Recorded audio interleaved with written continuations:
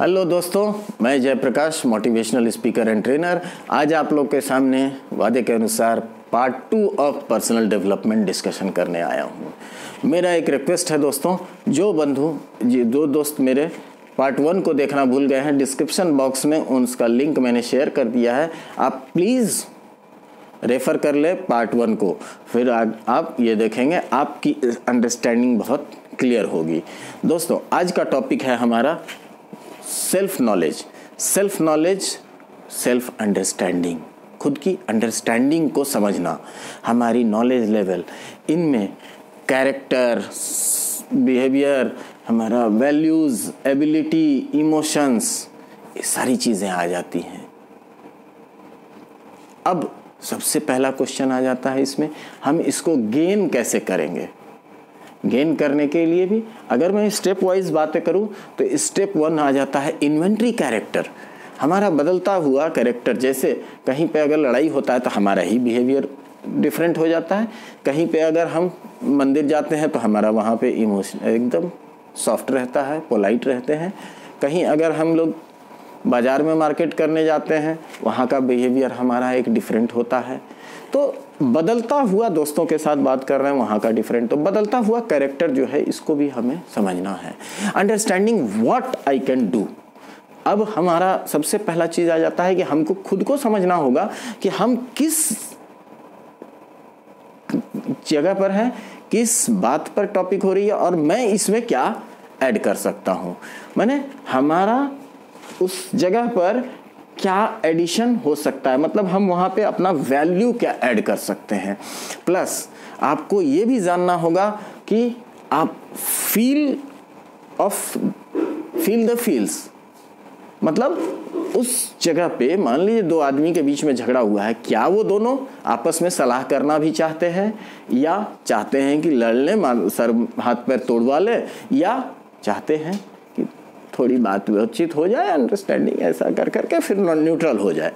इस चीज़ को आपको फील भी करना होगा, तब जा करके आप वहाँ पे कुछ जो है अपना वैल्यू ऐड कर पाओगे।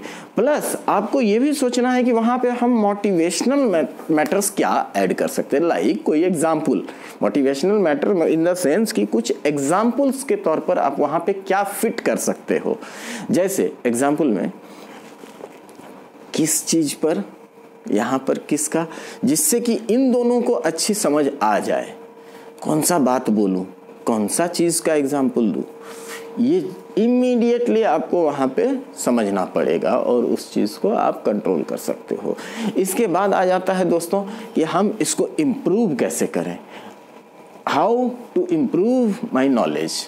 तो नॉलेज को इम्प्रूव करने के लिए दोस्तों सर्टेन मैं अपने हिसाब से आपको कुछ बाइफर्केशंस दे रहा हूँ। सबसे पहला चीज़ है इसमें दोस्तों कि हमें ट्रेनिंग एंड लर्निंग, ये हमें कंटिन्यूअसली लेना पड़ेगा, और दैट टू बी कुछ एक्सपर्ट्स से, कुछ अचीवर्स से, गुड टीचर्स से, अच्छे फ्रेंड्स से, हमारे बुजुर्ग भी हैं, दादा नानी, नाना दादा, सब लोग हमारे जो हैं, ये लोग से भी हम कुछ लर्निंग ले सकते हैं। इन चीज़ों को आप जितना फॉलो करेंगे, किसी का अचीवर्स का वीडियो है, किसी की बुक्स है, किसी अच्छे टीचर का जो स्पीच होता है, या किसी अच्छे टीचर का जो है कुछ ऐसा मोटिवेशनल या कुछ ऐसी चीज़ें जो हमारी पर्सनल और प्रोफेशनल लाइफ में भी बदलाव और एडिशन ला सकता है, जस्ट फॉलो दैट थिंग्स। जितना आप इन सब चीज़ों में सीखते रहोगे, लर्निंग करते रहोगे, ट्रेनिंग करते रहोगे, जितना आप इसके साथ अपने आप को इन्वॉल्व रखोगे, आपकी नॉलेज लेवल, स्किल्स जो है उतना ही अपग्रेड होता चला जाएगा और इम्प्रूव होता चला जाएगा। और दोस्तों, अपने स्किल्स को आप जब डेवलप करने लग जाओगे, आपकी एबिलिटी अपने आप बढ़ती चली जाएगी, आपकी स्ट्रेंथ, आपके अंदर कॉन्फिडेंस लेवल अपने आप बढ़ता चला जाएगा।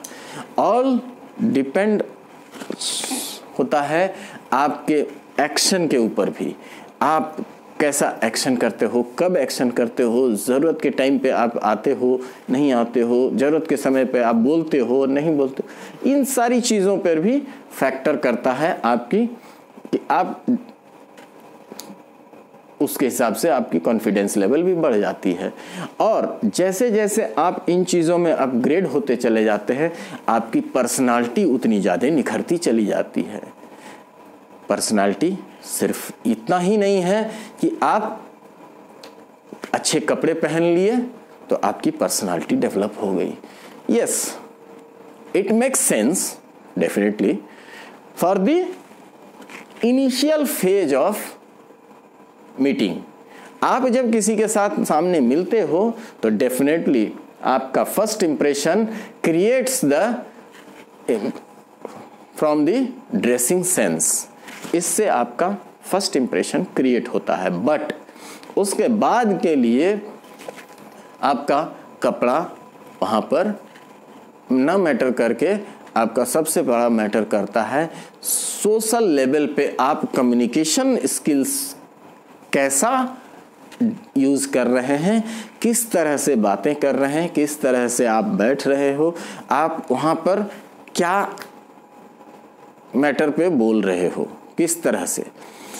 जैसे एग्जाम्पल पे अगर लूँ, 4 आदमी सपोज दैट, या गांव में कहीं पे हम लोग मुखिया है, पंचायत है, या कहीं मीटिंग में बैठे हैं, क्या हम वहाँ पे एडिशन कर रहे हैं, क्या वहाँ पे हमें बोलना चाहिए, किस तरह से बोलना चाहिए। हमारे बुज़ुर्ग भी हैं, हमारे अगर पंचायत की बात करूँ तो वहाँ पे कुछ अगर बुज़ुर्ग भी हैं, हो सकते हैं हमारे दुगने उम्र के हमारे मैंने दादा नाना कोई बैठे हों, हम वहाँ पे क्या वैल्यू एडिशन करेंगे जो कि मीनिंगफुल होगा, सो दैट कि उस जगह पर के लोग मेरे बारे में कुछ समझेंगे कि यस, ये बंदा जो बोला है या ये अगला जो बोला है ये कुछ सेंसेबल है, ये बंदा भी सेंसेबल बातें करता है, अच्छी बातें करता है, जो कि हमारे और आपके लिए काम की बातें हैं। दूसरा एग्जाम्पल अगर मैं दूं, सोशल मीडिया पे भी हम जो करते हैं, जैसे कि हमारा बहुत जगह होता है कि जैसे प्लेटफॉर्म पे अगर देखूं तो लिंक्डइन हुआ, फेसबुक हुआ, आपका इंस्टाग्राम हुआ, ट्विटर हो गया, व्हाट्सएप हो गया, इन सब पे अगर हम बातें मैंने देखते हैं तो हम लोग कैसी बातें कर रहे हैं, किस तरह की हम शेयर कर रहे हैं, किस क्वालिटी और किस नेचर का हम अपना कंटेंट्स दे रहे हैं, ऑल क्रिएट्स योर वैल्यूज़। ये आपकी वैल्यू को उसके नज़र में, सामने वाले के नज़र में इंक्रीज करता है। अब अगर मैं एक और एग्जांपल दे करके आपसे बात करूं तो दोस्तों, मैं अगर आपको ये पूछूं कि ये क्या है, ठीक है, कोई चौकी है, चौकी जनरली वही लोग बोलेंगे चौकी है। अगर मैं टेबल की बात करूं तो बोलेंगे टेबल है, यही बोलेंगे। कोई बहुत अगर ये कहेगा तो बोलेगा कि लकड़ी है का है या लोहे का है, यही बोलेगा। दोस्तों, चौकी हम लोग उस पर सो सकते हैं, बैठ सकते हैं, कई एक गांव में भी देखा गया है खाना भी खा लेते हैं उसी के ऊपर। बट टेबल क्या चीज़ में, टेबल के ऊपर या तो हम सामान रखते हैं, बच्चे हैं तो पढ़ाई भी कर लेते हैं, छोटी सी टेबल है मान लो, उसको हम उस पर तो सो नहीं सकते हैं। बट अगर हम इसको पलट दें, क्या बन गया वो? क्या अब वो चौकी आपका सोने के काम आ सकता है? क्या वह टेबल अब आपके लिए सामान रखने का काम आ सकता है? क्या वह टेबल अब आपके लिए, बच्चे के लिए स्टडी टेबल बन सकता है? नहीं। उसी तरह से जिस तरह से हम चीज़ों को बनाते हैं, जिस तरह से हम उसको ढांचा देते हैं, जिस तरह से हम उसको प्रेजेंट करते हैं, वो उसी तरह के कैरेक्टर और उसी तरह के बिहेवियर में हम उसको यूटिलाइज कर पाते हैं। इसी तरह दोस्तों, आप किस तरह से अपने आप को प्रेजेंट करते हो, आप किस जगह पे कितना वैल्यू एडिशन करते हो, आप अपनी एबिलिटी और नॉलेज को कितना ज़्यादा वहाँ पे शेयर करते हो और कितना ज़्यादा यूटिलाइज करते हो, इन सब से आपकी जो है नॉलेज और आपकी पोटेंशियल, आपकी एबिलिटी बढ़ती चली जाती है। और जितना ज़्यादा आप बढ़ते जाते हैं, आप उतना ज़्यादा अपने आप को अंडरस्टैंड कर पाते हैं।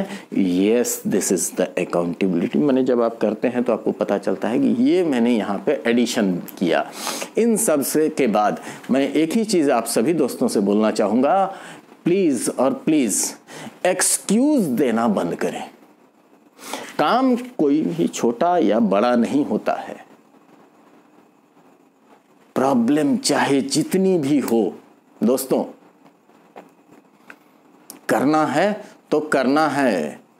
ये अगर आपको समझ आ गई तो काम हो जाएगा। जैसे अगर एग्जाम्पल इस पे भी मैं बताना चाहूँ, अगर आपको इलेक्ट्रिसिटी बिल या टेलीफोन बिल या आपको ड्राफ्ट बनाना हो या चेक से पेमेंट लेना हो, ठीक है, आप क्या करते हो?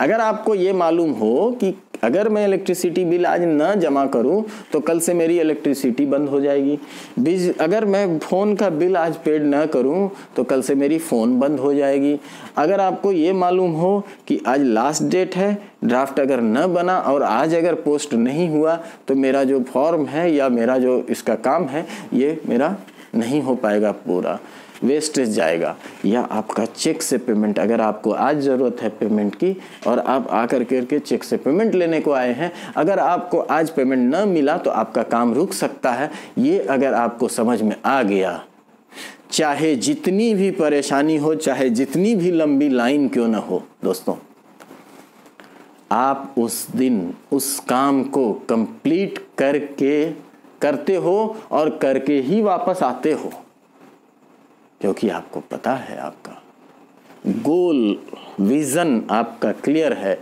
इसी तरह से दोस्तों, अगर आपका विज़न क्लियर है तो आप उसके बारे में सोचते हो, आप उसके बारे में प्लानिंग करते हो।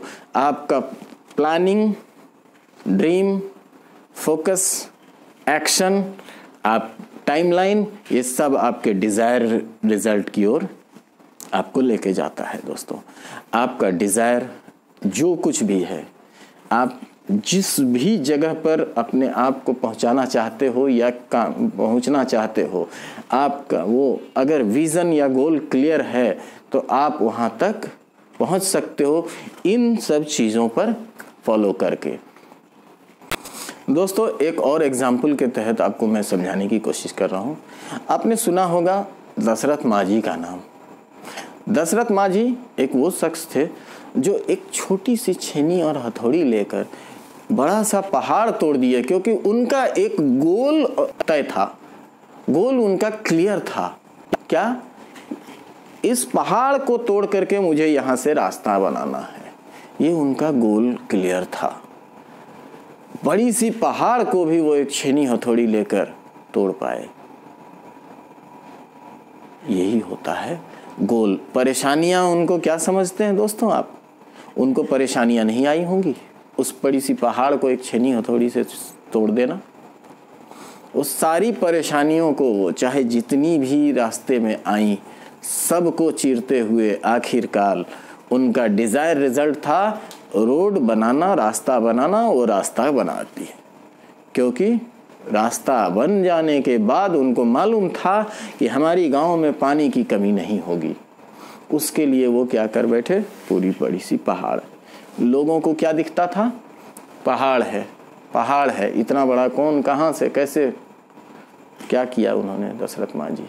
तो दोस्तों, गोल यही एक चीज़ है कि आपका गोल अगर क्लियर है, यही गोल अगर क्लियर है तो आप परेशानियों को न देखें, चाहे जितनी भी परेशानी हो। जब तक डिज़ायर रिजल्ट आपके सामने न आए तब तक न रुके, न थमे, न झुके, करते जाएं, करते जाएं। इन्हीं शब्दों के साथ दोस्तों, एक लाइन के साथ आपके साथ मैं विदा लूंगा। Dissatisfaction of life is the main की ऑफ फेल्योर। तो दोस्तों मेरा रिक्वेस्ट है आपसे, एक्सक्यूज से दूर जाएं। परेशानी जितनी भी आए, परेशानी को पार कर झेले। और excuses are for those who have no desire to succeed. इसलिए लीव एक्सक्यूज